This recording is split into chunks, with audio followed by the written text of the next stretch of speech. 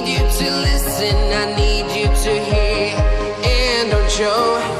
In this video, I talked about why information security or cybersecurity as a career path is difficult or hard to learn. I gave reasons like broad. I told you guys that information security is a very broad career path and most of its skill sets are in themselves careers. I also talked about the fact that you cannot cram information security practices or protocols, or you can't cram in information security. You just have to know them, at least have an idea about them. So guys, if you are just coming into information security or cybersecurity as a career path, or you are an enthusiast, you want to come in to the career paths of information security, then welcome. This video is certainly for you. I'll share with you how you can study information security or cybersecurity as a career path in a very short period of time, and also understand the basics that will help you thrive in the career path as a beginner or an enthusiast. So it's been 2 years since I started this journey in cybersecurity, and I'm super grateful to God because I actually love what I'm doing. I love my job. I love what I do. I love the career path. I love the learning curve. I love everything about cybersecurity, and I do not regret taking this path. And I'm going to share with you things you need to do, things you need to know, the study path you need to take, or how you need to study for you to thrive as a beginner in cybersecurity. It really helped me, and I'm not being boastful, but there is hardly anything that we mentioned in cybersecurity that I will not have like a glimpse, like an idea about it. I might not know exactly how it works or the facts around them, but I must have heard about it one way or the other, and I'm going to simply just be open to you, share with you how I have studied and what has helped me. In this video where I talked about my journey into information security, I did not hold back in giving credit to whom credit actually is due. I talked about how I started internship and how the internship really helped me. I talked about how I was able to network and how the network also helped me. And today I'm here to tell you how you can study faster in a very short period of time. The first thing I'll tell you is this: decide that you want a career in cybersecurity. You have to decide that you want a career in cybersecurity or information security. It's a decision you have to make. It's going to take a lot of your time, a lot of your energy. It will need your passion. So for that reason, you have to really decide, not forced, not asked to, or not trying to be like someone else or trying to copy someone else. Just on your own, in your spare time, think about it, read stuff online, and decide that, oh, I want to take the path of being a cybersecurity professional. So once you decide that you are once you decide that you want to be a cybersecurity professional, then you are ready to go to the next step. Cybersecurity has core principles. A lot of people would say it has 3 principles, which is the principle of confidentiality, integrity, and availability. It's called the CIA Triad. So you need to know that core, you need to understand that core, you need to know that, because that core is like your oath. The principle of confidentiality is like your oath. The principle of integrity is like an oath, and the principle of availability is like an oath. You're telling yourself that as long as I am a cybersecurity professional, I have taken an oath to always be confidential, to always maintain 100% integrity, because there is actually no 5% integrity or 99% integrity. You either have integrity 100% or you have 0. So you are taking an oath that I will maintain confidentiality, integrity, and I'll make sure that data is available to those who are actually authorized to use that data at every time, which has to do with availability. So I think I should call that the oath of cybersecurity, CIA oath. So you need to know those principles, which are the core principles of cybersecurity. Guys, if you're watching this video, please do well to subscribe to this channel. Do well to hit that notification bell. I have recorded this video twice. The first one, I lost the entire video because I mistakenly deleted it. The second one, I didn't realize I wasn't recording, and I was talking for over 20 minutes, and when I thought I was done, I went to check the video and it was not recording. I don't know why this has to happen to this video, but I believe that this video is going to blow, and you have to help me have this video. You have to help me make this video blow. So please do share it to anyone you know that it's just coming into the cybersecurity space, or it's about to, or is thinking of starting a career path in cybersecurity. Thank you so much once again for watching, and do not stop watching. Please continue to watch until the end, because I have like power-packed tips to really help you study fast and understand the information security career path in no time. As I've already mentioned, CIA is very important. However, in some school of thought, people think or people believe that authentication and non-repudiation should be added as part of the principles of cybersecurity, especially authentication. I have seen a couple of literatures out there which added authentication, and some which added non-repudiation as part of the principles of cybersecurity. So non-repudiation is basically a principle that talks about the fact that if an email comes from me or comes from my system, I will not be able to deny the fact that I sent that email. As a cybersecurity professional, keeping your system locked at all times is part of your core. Like, it's very important. You don't want to have an excuse of, oh, somebody sent something through my system and it wasn't me. No. Non-repudiation means that as long as that thing comes from your system or from your email, you are responsible for it.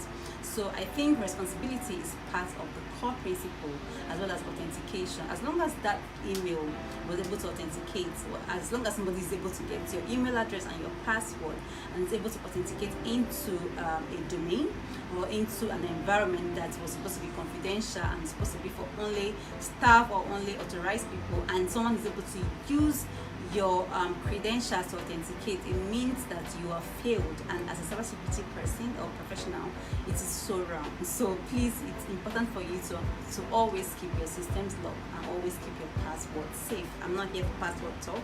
If you want to see a video where I talked about password, you can check here for you to see that video. Number 3 on my list is for you to understand the core foundational courses or in cybersecurity. And these foundational courses are courses like CompTIA ITF Plus, CompTIA A Plus, CompTIA Network Plus, CompTIA Security Plus, as well as CCNA. Courses like CCNA, courses like Network Plus, courses like Security Plus are actually foundational courses. They're not, I can't call them fundamental courses, I can't call them entry level courses. They're actually foundational courses. You need to know them. You need to know them for you to actually move up the ladder.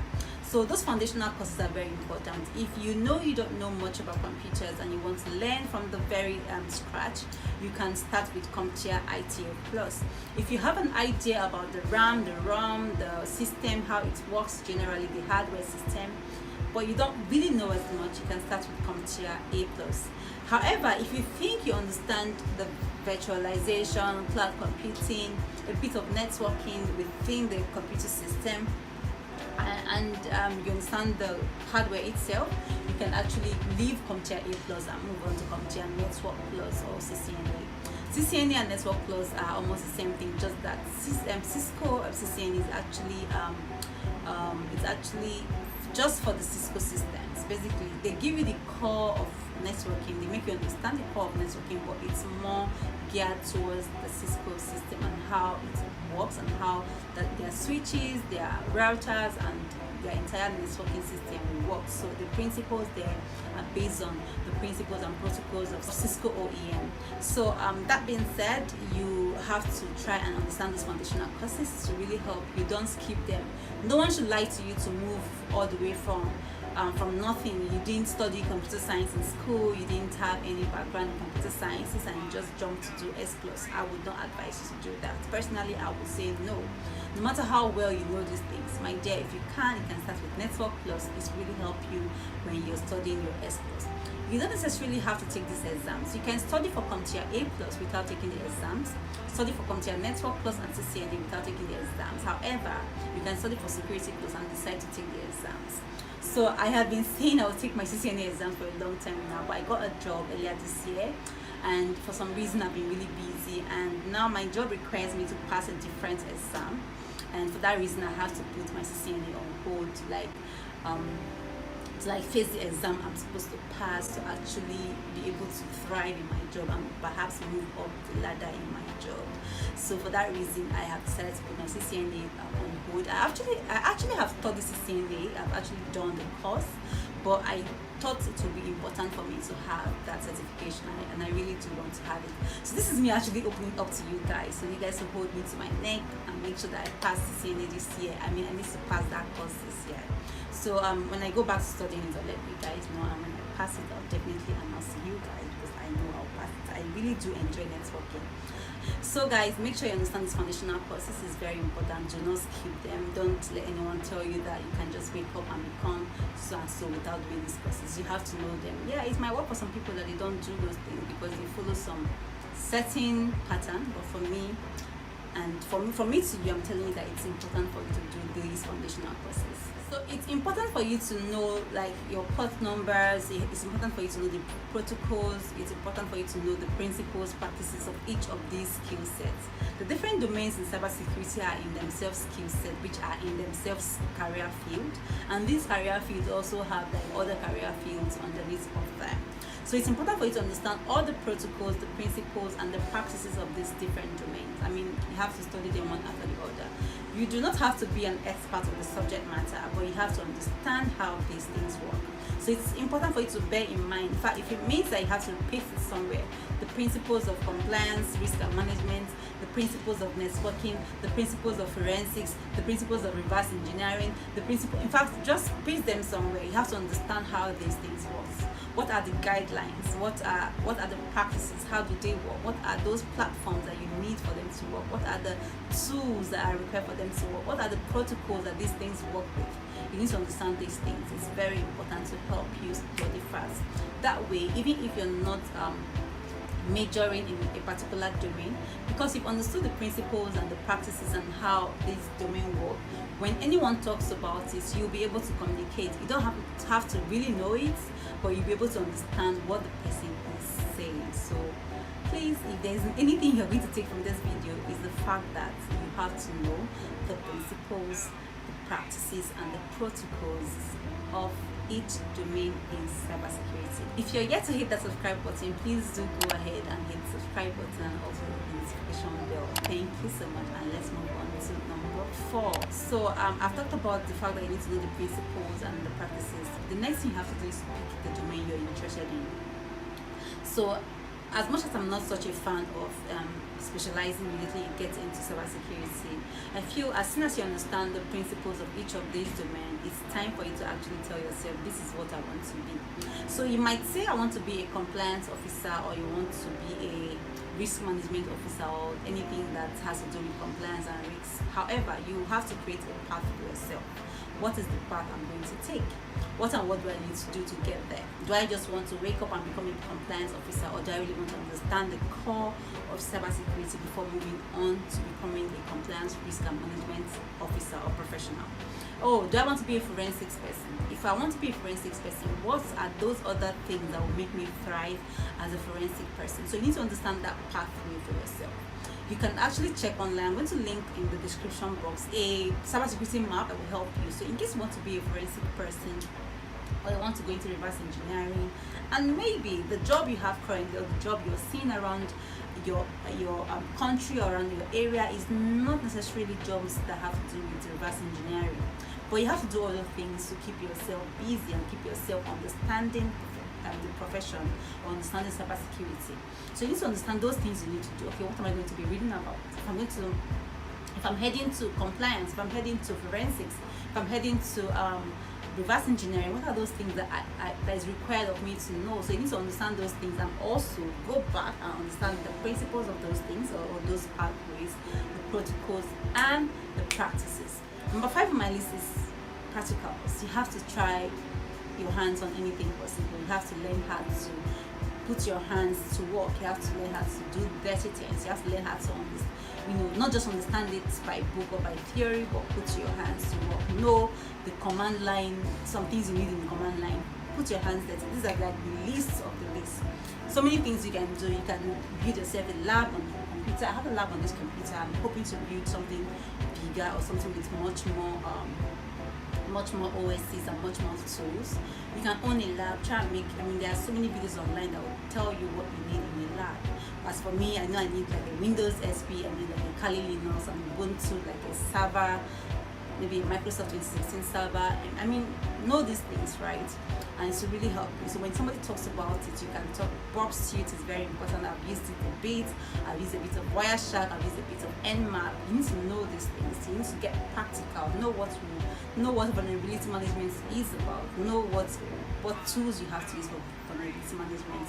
Know what your network scanners are. Know what tools are used for network scanning. All these things are very necessary for you to know. The number 6 on my list is for you to actually go out and look for internships. So if you are not so lucky to find a job within 6 months, don't lose hope.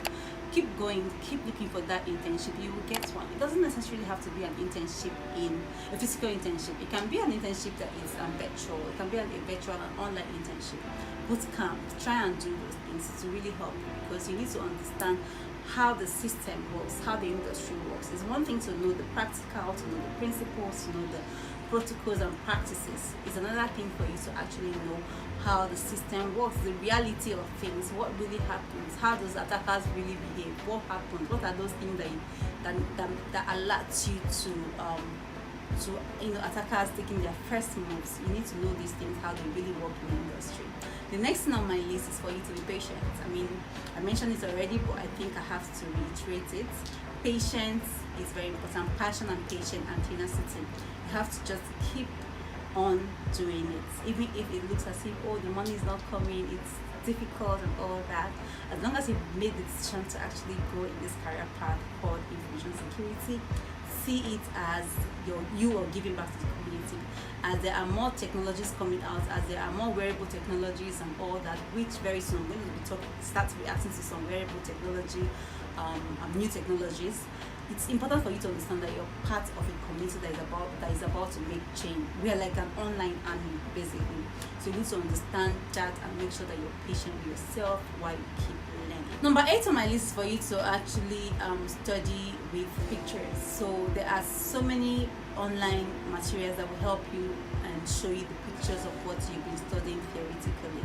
So a lot of people would just study theory and don't know what it looks like physically. You don't have to see that thing like physically, like in reality. Go to your Google, go to your YouTube to actually check out the pictures of these tools. Know what they look like. Don't just assume. Don't just picture it in your head. Look for them. They are on Google. There's no picture that has to do with computing that you will not see. Is it a server room? Is it a mouse, a RAM, a ROM, anything you want, a hard drive, how the computer. In fact, there are so many people on YouTube that actually uncouple the computer and show you everything is inside the computer. So you need to actually take advantage of those virtual or visualized illustrations that will really help you to thrive as a beginner in information security. And the next on my list, and this could be the final, is for you to actually read with Quizlets. Read with quizzes generally. Quizzes and flashcards. You can make your own flashcard. You can actually use people's flashcard. Just read with flashcards and quizzes. It will really help you. There are so many. There are tons of flashcard and quiz websites that you can actually use to study. It will help you remember things. To help you remember the protocols, the port numbers. Sorry, I keep saying protocols, principles, and practices. It's actually very important. It's really help you remember all these things. And yeah, so that is it for me today. I hope you guys enjoyed today's episode. It looked like a story time, but like I said, I thrive better telling stories around my experiences, and in order to help other people also thrive in the information security industry or career path. So guys, that is it for me today. I hope you enjoy it. If you have anyone who might want to see this video, please do share to them. And if you are just starting out in information security, just keep at it. I am encouraging you that it's just going to get better pretty soon if you're having any struggles. Feel free to ask any questions and feel free to drop any comments, tips for studying that you have used and that is working. Thank you so much, and I hope to see you in my next video. My name is Blessing, and see you soon. Bye.